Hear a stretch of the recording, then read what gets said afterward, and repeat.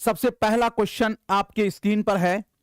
कहा जा रहा है 1 नंबर क्वेश्चन में कि आमोजगारों को जबान के हवाले से हुई उनकी पेशरफ्त के बारे में फीडबैक देने का सबसे मुअस्सर तरीका क्या है? ऑप्शन ए में है उस्ताद। यहां पे देखिए सबसे पहले क्वेश्चन क्या कहा जा रहा है, क्वेश्चन ही को समझ लेते हैं हम। फिर आगे कहा यह जा रहा है कि आमोजगार यानी अधिगम करता यानी तालिबे इल्म जबान के हवाले से हुई उनकी पेशरफ्त यानी भाषा के हवाले से उनकी जो गलतियां हुई हैं उनके बारे में अगर आपको फीडबैक देना है कि गलती क्यों हुई, कैसे हुई, तो इसका सबसे बेस्ट तरीका क्या होगा? ऑप्शन ए में है उस्ताद को सिर्फ उन्हीं तलबा को फीडबैक फराहम करना चाहिए जो जबान के इस्तेमाल में सबसे ज्यादा गलतियां करते हैं। यानी पहला यह है कि जो सबसे ज्यादा गलती करते हैं उन्हें ही फीडबैक देना चाहिए।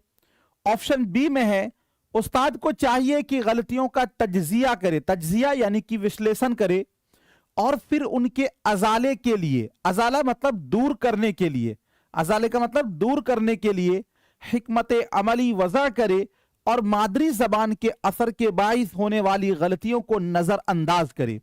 यानी ये कह रहे हैं कि अगर कोई मादरी जबान की वजह से उसकी कुछ गलतियां हैं तो उसको नजरअंदाज करे, लेकिन वो कैसे दूर होगा इस बात की भी कोशिश करे। ये सबसे बेस्ट है आपका ऑप्शन बी जो लग रहा है अब तक।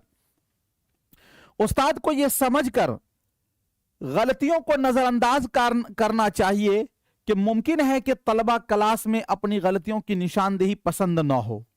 यानी यह कहे कि उसको नजरअंदाज ही कर देना चाहिए, टोकना ओकना नहीं चाहिए।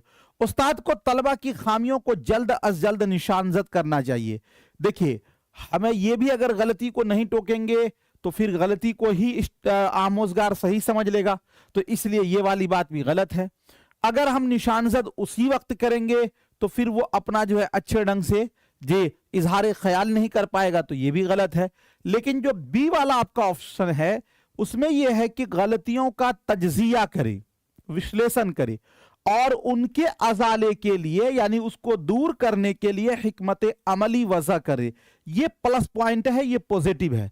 तो इसीलिए इसका जो राइट आंसर होगा वो आपका क्या होगा? ऑप्शन नंबर बी वाला जो है वो राइट हो जाए।